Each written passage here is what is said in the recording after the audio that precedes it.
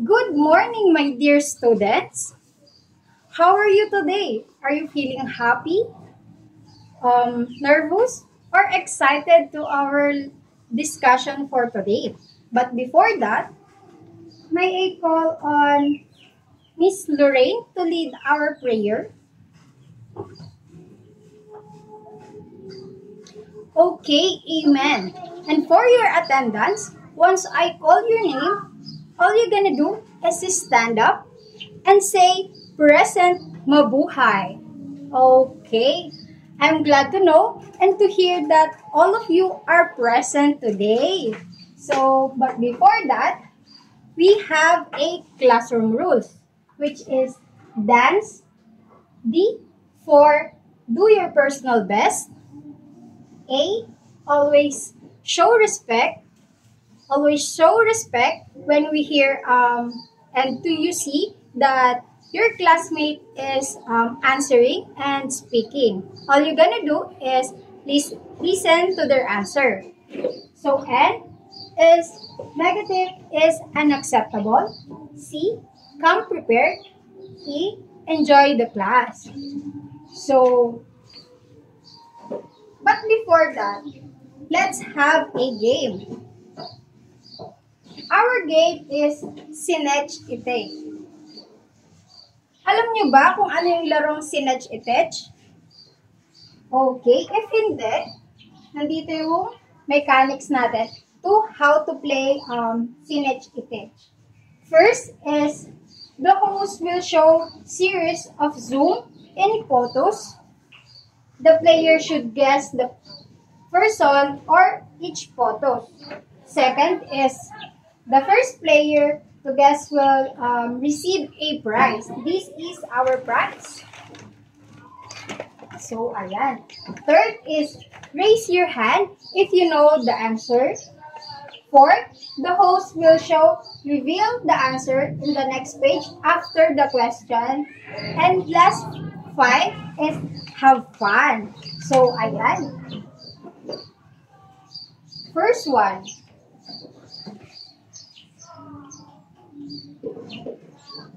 Guess who?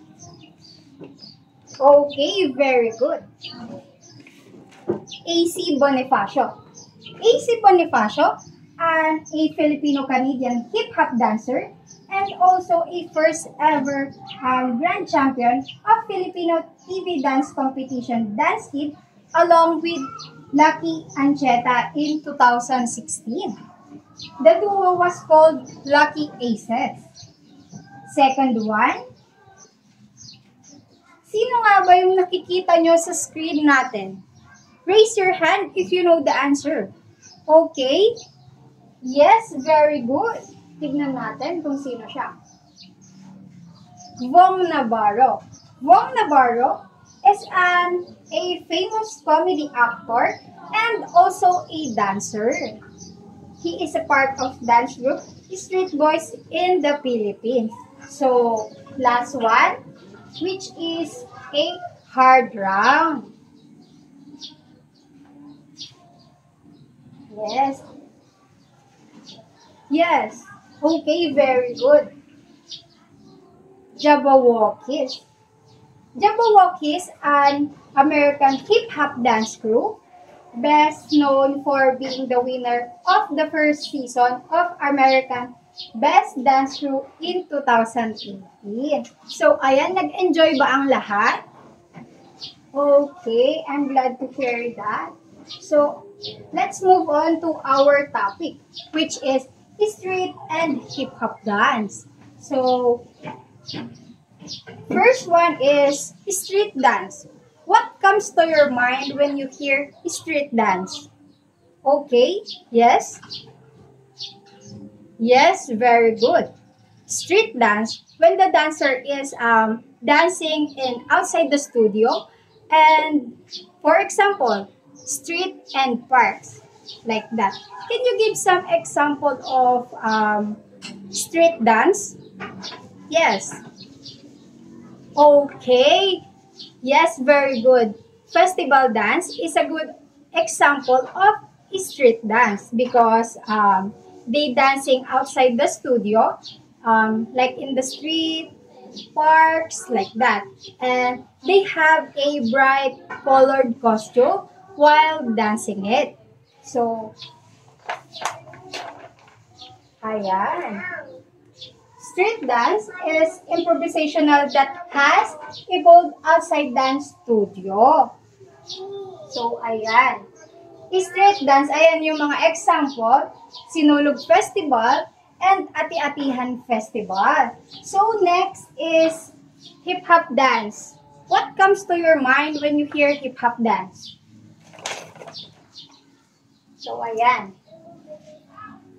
Yes, very good. Hip-hop dance is an expression that develops when we hear a music like rap music, rhythmic music, and also energizing song.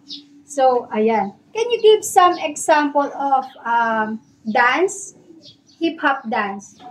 Yes, very good. Like yung mga nasa TikTok, di ba, na sinasayaw natin. Okay. Can you demonstrate and show to your classmate the TikTok dance? And ano? Okay, very good. I'm glad to see that some of you are very good dancers. So, let's move on to 4 elements of hip-hop dance. First one is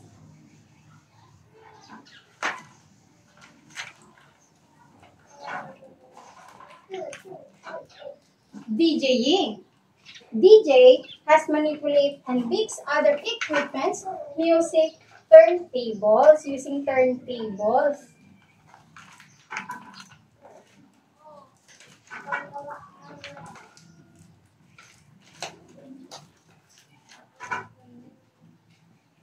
So yes, DJing, it means it seems during music festival like beatboxer like that, and also DJs, because they can manipulate tone and different mix different sound or music. So ayan. Next is rapping. Can you please read? Rapping, it involves delivering rhymes, lyrics, and rhythmic manners, often accompanied by a musical beat. Yan. Can you give some example of rapping? It is a musical expression that involves spoken or chanted rhymes. Yes? Rappers. Okay, correct. Very good. Rappers is an example of rapping. Anyone else? Kung ano pa yung mga example of rapping na nag-involve ng spoken or chanted rhymes? Yes. Okay, singing or singer. Yes, that are example of rapping because they chanted rhymes and also spoken words or sentences. Third one is break dancing. So break dancing, it incorporates a variety of moves including spin, freeze, power moves such as flips, windmills, and footwork patterns. What comes to your mind, or based on your understanding, what is break dancing kaya? Okay, very good.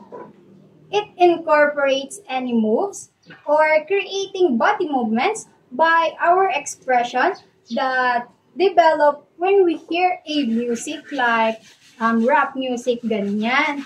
So, I have a question. Pole dancing ba is a example of break dancing? Who said yes? Who said no? Okay, very good. Pole dancing is an example of break dancing. So why? Why kaya? 'Di ba? Because it creates a body movement and creating moves. Ganyan. So, last is graffiti art. It has to do with creating visual artwork, often using spray paint or other medium on walls, buildings, or other surface in public spaces. So, graffiti art daw is when the artist may express their feelings, their emotion by painting in the walls, drawing, image, or on the buildings or an outdoors. So, ayan. So, let's move on to our generalization. So, meron dito mga question na kailangan lang sagutin. So, ayan. Itatago muna natin lahat. Para titignan natin if talagang may natutunan ba or nakinig ba tayo sa ating lesson or discussion for today. So, ayan. Ang makakasagot sa mga questions is my prize. So, ayan. Itago muna natin ang lahat. So, first one is, what are the 4 elements of hip-hop dance? Anyone? Raise your hand. Okay, very good. The 4 elements of hip-hop dance is, first one is DJing, second one is rapping, third one is break dancing, and last is what? Graffiti art. So, ayan, very good. Next is, it is incorporate a variety modes, including spin, freeze, and footworks. So, anyone? Anyone? Okay, very good. Break dancing. So, ayan, break dancing is nag-create ng body moves and also movements, body movements like spin, like ganyan, freeze, and footwork. So, next is, it is creating artwork using spray paint on walls and other public spaces. Oh, yes? Raise your hand if you know the answer. Okay, very good. It's graffiti art. Because graffiti art is when creating visual artworks using spray paint on the walls like that. When the artist may express their feelings by creating or draw in the walls. So, ito na siguro yung last. It is often improvisational that they are dancing outside the studio like park and street. Anyone? Okay, yes, very good. It is street dance because they dancing outside the studio like parks and street. Diba nga? Ang street dance is they dancing outside the studio like festival dance, like sinulog, ati-atihan, like that. So, let's move on your performance task. Group your class into 4 groups and you will create a dance whether it is street dance or hip-hop dance. And your group will perform next meeting. So, ayan, naiintindihan ba? Gagawa kayo ng maikling sayaw. Mamimili lang kayo whether it street dance and or hip-hop dance. So, nandito yung criteria natin for scoring. Creativity is 50%. Coordination is 30%. Right choice of music is 20% for the total of 100%. Nag-enjoy ba ang lahat for our discussion for today? Okay, I'm glad to hear that you're enjoying our class today. So, That's all for today. Goodbye, class, and thank you.